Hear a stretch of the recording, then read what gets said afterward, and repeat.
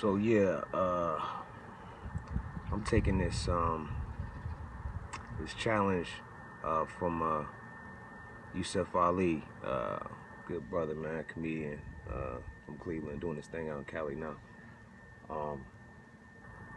And I guess the idea is just to present people's experience with police officers. So I've had my fair share. I'd like to first say I got family that are police officers. I got friends of family, police officers, and I understand it's a difficult job, and it's one that I didn't want to do, and I don't think it's one that most people would want to do or are capable of doing well, honestly. But it's also somewhere it's vital. You got a lot of power. I've had some good interactions with police. It was one lady, I was just getting off of work, and I had dropped off my last pizza. I was delivering pizza, and I needed to go home, and the way to go home was in the opposite direction, so I busted a U-turn. There was no cars on the street or whatever, and she had come around the corner, boom, bloop, bloop. I'm like, dang. It's like, where you headed? Like, just going home. I still have my uniform on. Just dropped off this last pizza, and she's like, it's a no U-turn area. Just to let you know, like, I didn't know. She was like, it's all right, I'm gonna let you know now, and I'll just let you go with a warning. So that was really cool. It could have been a hassle. I've had one or two other good experiences with police, seeing it. I wasn't trying to do anything wrong, and let me go with a warning. It's happened once or twice. Unfortunately, I've had multiple experiences, more than I think most people could fathom in a lifetime. And a lot of them were not good. And I've had guns drawn on me 6 times in my life, pointed at me. 3 times there by police officers. I don't own a gun. I've never owned a gun. Never engaged in any kind of violent crime. But violent crime has happened to me, and even seeking aid from police after being assaulted. I was then assaulted by police. So, yeah. So I'll tell you one story. Those close to me might know this story. I can't give out any names, although I do know their names, due to legal settlements and the like. But it was my now wife's, Michelle's birthday, and we went to see For Color Girls, a production of For Color Girls at the Karamu. And afterwards, there was this art party that a friend Jimmy Woody would hold called the Labyrinth. So, it was poetry, live painting, crafts, people selling their wares, real organic, food and drink, BYOB, just, come and hang. Nice community event. So we went, had a good time, freestyling, just chilling,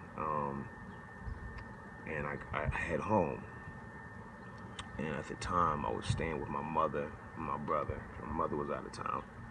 My brother was like a year out of high school, I believe.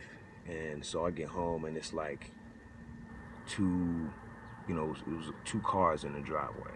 So I'm like, all right, the kids gotta go. Whoever this is, they gotta go. 'Cause I gotta park. I don't need to be moving my car again. So, I go in, and it's a couple girls sitting on the couch watching Legends of the Fall of all movies. Like, it's just not a rowdy party. And I asked them, like, I didn't see my brother. Where's my brother at? And they say, I don't know. I think he's outside. I said, well, y'all got to wrap this up. You know what I'm saying? It's time to go. It's late. I need to pull my car in so everybody else can pull their cars out, and I can pull my car. And I go outside to look for my brother, and I see him on the phone arguing. So I let him know, like, yo, whatever's going on, your friends need to leave because I need to, it's late, blah, blah, blah. So I go back in the house, and in my living room, I see out front, police just like with the searchlights, just scanning, the searchlight flashing. I'm like, what's going on, So I step out my side door into my driveway, and rushing towards me are two police officers. Put my hands in the air, and they keep coming. I announced it. Hey, I live here. I'm the adult. I'm the one in charge. I can show you my ID. I reach my hand slowly, just reaching for my ID. They're still rushing at me. Before I can even pull it out, I'm tackled. I'm at this point, as they come into me, I'm reaching back towards my door to let people inside know what's going on. They ripped me away from my door onto the ground and began macing me. I wear glasses, so the mace wasn't working particularly well or as effective as they wanted it to. So cop then knocks the glasses off of my face and then continues to mace me as I scream and yell that I live here. I haven't done anything wrong. This is my home. The officer continues to just tell me to shut up and stop resisting. Just yelling that I'm not resisting, and he's spraying mace in my face. Eventually, just sheer reaction of pain and fear, I swat at the mace, the pepper spray, whatever the heck it was. And after that, well, then he started beating on me. And I wasn't just gonna just lay there and just get beat on. So we tussled. He dragged me with the aid of another officer away from my door and down my driveway. Apparently the other officer entered the house and told my now wife that she just better be glad that they didn't kill me. Was then taken out into the middle of the street and stripped down, legs spread eagle, searched for what, I don't know. And eventually I was put into the back of a cruiser. Before that, it was about 4 other police cars that arrived on the scene, guns drawn, and searched the house. I mean, there was nothing there. I mean, it's nothing. It was nothing. I was charged with some very serious charges,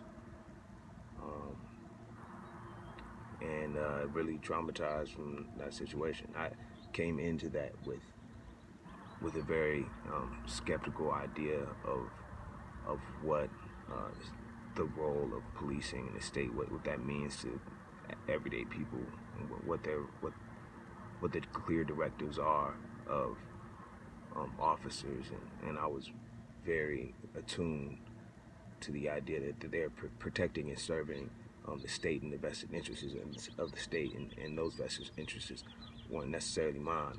And I knew that, from an intellectual level, and I had seen, the Amadou Diallo and Abner Wima and Sean Bell at that time had already occurred. So there was a certain amount of radicalization in my mind that had occurred.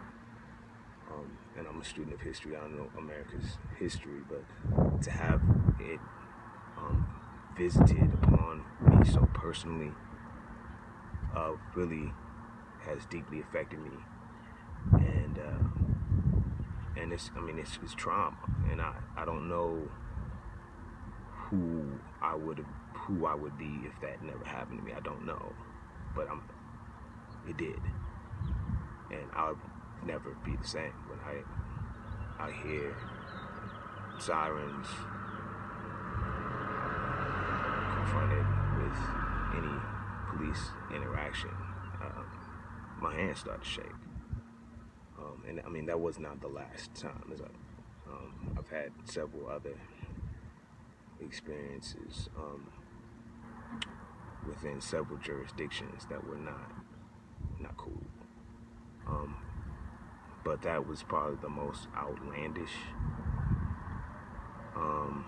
situation. And that officer, he's still an officer.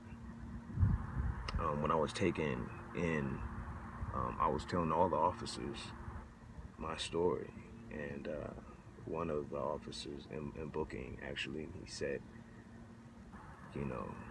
he's gonna fuck it up for all of us. And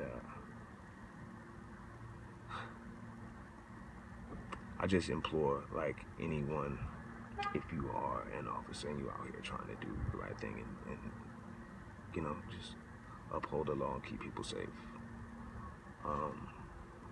When other people are not doing that, when they're crossing a line, we cannot protect them.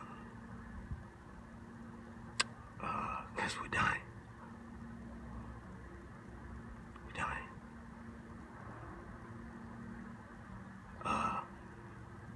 So, I challenge anyone else who wants to take up this process of telling your story to do so. Peace, y'all. Be safe.